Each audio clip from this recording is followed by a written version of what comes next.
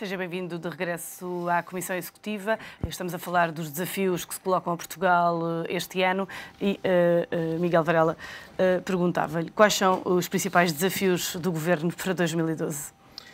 O principal desafio que o Governo terá pela frente, penso eu, e penso que, arrisco também dizer isto, penso que está no bom caminho, tem um grande mérito. O Governo, neste momento, tem um grande mérito porque, à semelhança daquilo que se passou ao nível das instituições europeias, em que se passou muito tempo a fazer diagnósticos e prognósticos, como estava aqui a dizer também o Paulo Pinto, passou-se muito pouco no terreno, a fazer ações concretas de políticas económicas.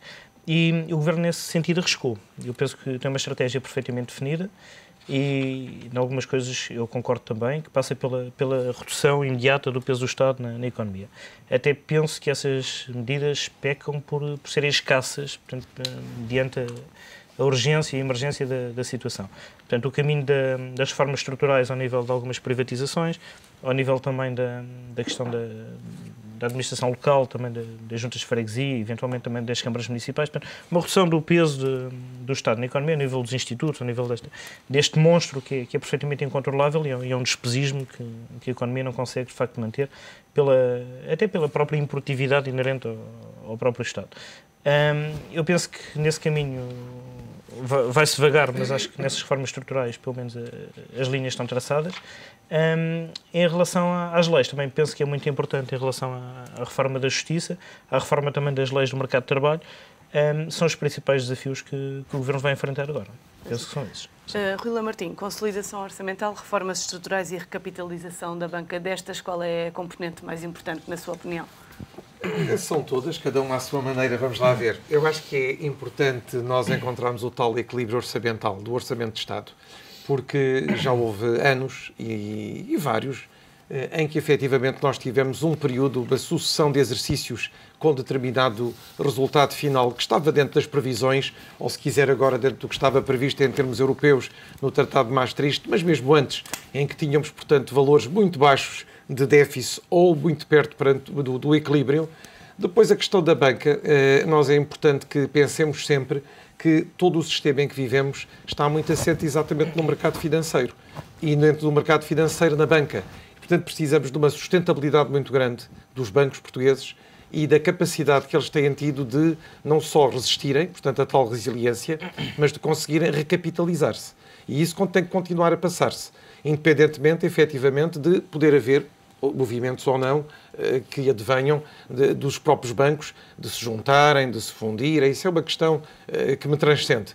Por outro lado, eu acho que o que é importante... Mas há espaço em Portugal para a fusão de bancos? Há espaço sempre para tudo, desde que haja efetivamente vontade dos seus investidores e dos seus empreendedores em fazer ou não essa fusão. Isto tanto faz para a banca, como para os seguros, como para todos os outros setores. Portanto, é uma questão de oportunidade e de, efetivamente, dessas fusões poder vir maior eficiência, maior eficácia, maior crescimento e, se calhar, também melhores resultados. Ora, independentemente disso, o que eu acho que é importante em Portugal em 2012 é nós todos, e quando eu digo nós todos, somos nós todos portugueses, estarmos crentes de que, neste momento, nós estamos um caminho e que temos que prosseguir com ele. Porque se houver uma ideia de divergir, ou de voltar atrás, ou de fazer uma maneira ao lado ou paralela, nós tivemos a perder já os sacrifícios que começámos a fazer e não encontramos um novo caminho. Portanto, nós vamos ter que prosseguir de uma maneira consciente este caminho, sabendo que há várias coisas das quais nós temos uma palavra muito pequena a dizer. Uma delas tem a ver com a nossa dependência do resto do mundo e do resto da Europa. E quando eu digo do resto do mundo, é mesmo do resto do mundo, porque se vir as previsões para os países, para o seu crescimento, para o seu desenvolvimento a 10, a 15, a 20 anos, encontra os países fora da Europa, com os Estados Unidos, mas todos fora da Europa, como os países que mais vão crescer. E nós estamos muito na Europa abaixo, digamos, do meio dos primeiros 10. Ora, significa que temos que ter a consciência que a Europa tem que se rearrumar e tem que se reorganizar agora, se quiser resistir no futuro. Porque senão ainda é mais fácil vir a ser ultrapassada por esses países que efetivamente encontraram capacidade de se desenvolver dentro de modelos que nós, da Europa, consideramos sempre menos perfeitos que os nossos, menos sociais, menos, digamos, virados para a pessoa e mais virados só, digamos, para a produção ou para o resultado final, mas que afinal são sistemas que estão a progredir e que estão a dar resultados. Veja o caso da China, veja o caso da Rússia, veja mesmo o caso do Brasil, de maneira diferente, ou da Índia também assente noutro tipo de sociedade. Ora, tudo isto revela que, efetivamente, o 2012 tem que ser um ano de realizações em Portugal. De realizações das tais reformas, que não sei se são estruturais ou não são. São reformas que nós temos que fazer. São reformas que nós temos que, efetivamente, levar a cabo para que não percamos esta rota que traçamos para nós, com estes sacrifícios. Mas, repare, os portugueses, em geral, estão muito habituados, e mesmo da minha geração, a períodos de sacrifício relativamente, digamos, reincidentes. Nós já várias vezes tivemos estes períodos de diminuição de salários reais, de aumento da produção, aumento das horas de trabalho e na tentativa, efetivamente, de voltar a estar dentro daquilo que se consideram os níveis normais, ou os índices, digamos, aceitáveis pelo exterior. E, portanto, é mais uma via, digamos, de sacrifício que estamos a encetar, que em 2012 se vai aprofundar, porque por um lado temos aumentos de preços, por outro lado temos diminuição de rendimentos, mas com a ideia de que, efetivamente, quando este período passar, e que tem que ser temporário, com as preocupações que eu sempre tenho assente de que, com estes sacrifícios, temos que ter em atenção a exclusão social, temos que ter em atenção o não quebrar a coesão social, mas temos que prosseguir este caminho, que é um caminho, digamos, de maior vulgaridade na maneira de viver, que é de maior frugalidade na maneira de todos os dias nós estarmos a fazer a nossa vida, mas que é possível, ao fim de um tempo, ter resultados. E é esses resultados que nós temos que ter, independentemente daquilo que nos foi estabelecido pelo memorando de entendimento, têm que ser nossos portugueses. Nós temos que encontrar um caminho que efetivamente nos dê a todos mais confiança de que no futuro esta situação não se repete. Joaquim, há pouco falávamos da diminuição do peso do Estado na economia. Menos Estado implica menos serviços e preços mais elevados? Não necessariamente, mas eu julgo que a diminuição do peso do Estado é fundamental, sobretudo em algumas áreas, mas importa com a água não deitar fora o bebé, como se costuma dizer. E aquilo que estamos a assistir, e não é deste governo, quer dizer, dos últimos 10 ou 15 anos, é que nas áreas fundamentais onde o Estado tem que estar, o Estado está a perder capacidade técnica e capacidade de intervenção. E isso é motivado por duas razões. Primeiro, porque o Estado, de facto, está em áreas onde não devia estar e, portanto, dispersa os seus recursos por um conjunto de funções. Devia estar, na sua opinião? Devia estar menos na educação, devia estar menos na saúde. O Estado tem que garantir que todos os cidadãos têm acesso à educação e à saúde, independentemente das suas condições económicas. Mas não tem que ser o Estado a prestar esse serviço.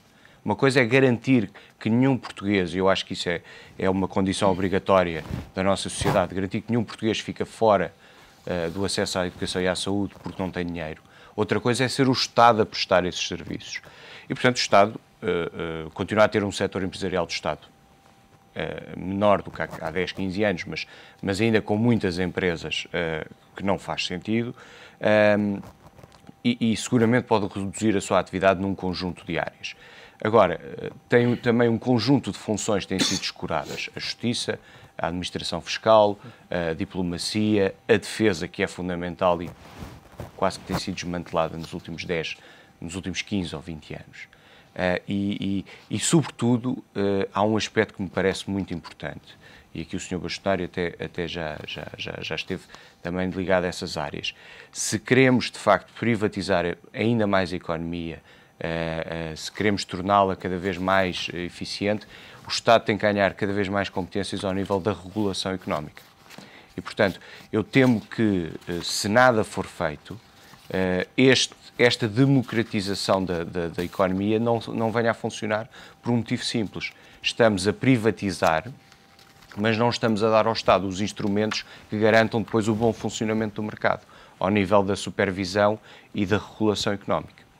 E, portanto, diminuir o peso do Estado é fundamental, mas melhorar a sua qualidade nas áreas de soberania, nas áreas de regulação e supervisão e dotá-lo de maior capacidade técnica é igualmente fundamental. E aquilo que temos assistido, sobretudo nos últimos anos, por via das necessidades orçamentais, é quando se corta igual para todos, quando se faz uma análise de atuar de forma igual em todas as áreas do Estado e não uma análise casuística de setor a setor, o que vemos é que nas funções essenciais do Estado tem havido uma perda de recursos humanos com um know-how que depois não continua na organização.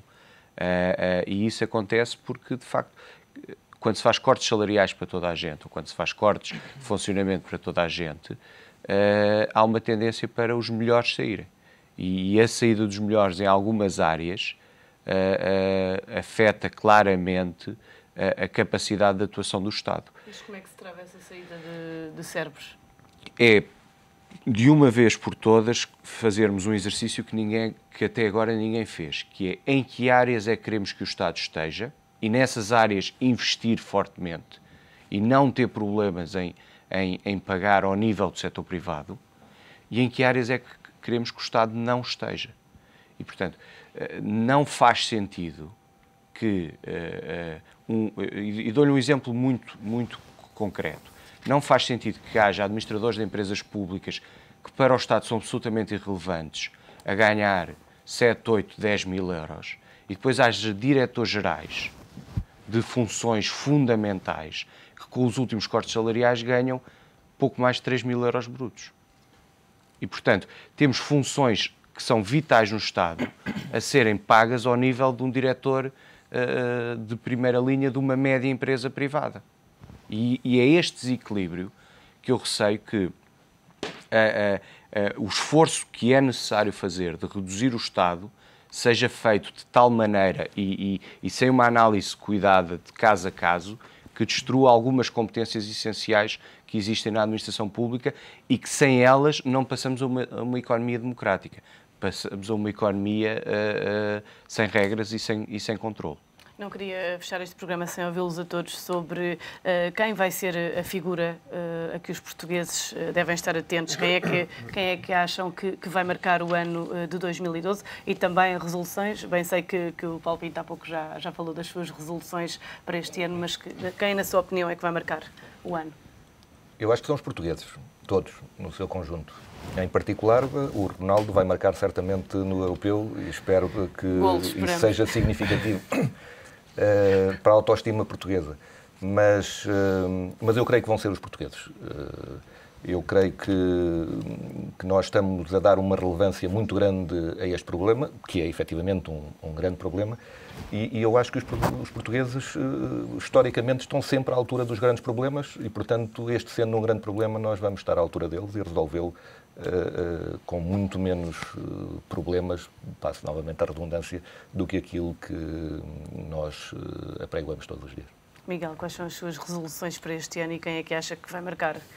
Quem é a figura que acha que vai marcar o ano de 2012? Eu gostava que, se realmente conseguíssemos, penso que é unânime aqui a nossa opinião sobre isto, sobre a redução do peso do Estado na economia, penso que o próprio Primeiro-Ministro poderá, se conseguir realmente levar a cabo esta estratégia dolorosa para os portugueses, se conseguir atingir esse objetivo da redução clara da despesa pública e transformar o Estado interventivo que nós estamos habituados desde o 25 de Abril num Estado efetivamente regulador e um bom regulador, penso que poderá ser a figura do ano. Em termos internacionais, eu iria arriscar também o destaque visto que as instituições europeias não funcionam, e se continuar a não funcionar pode estar também o euro em risco.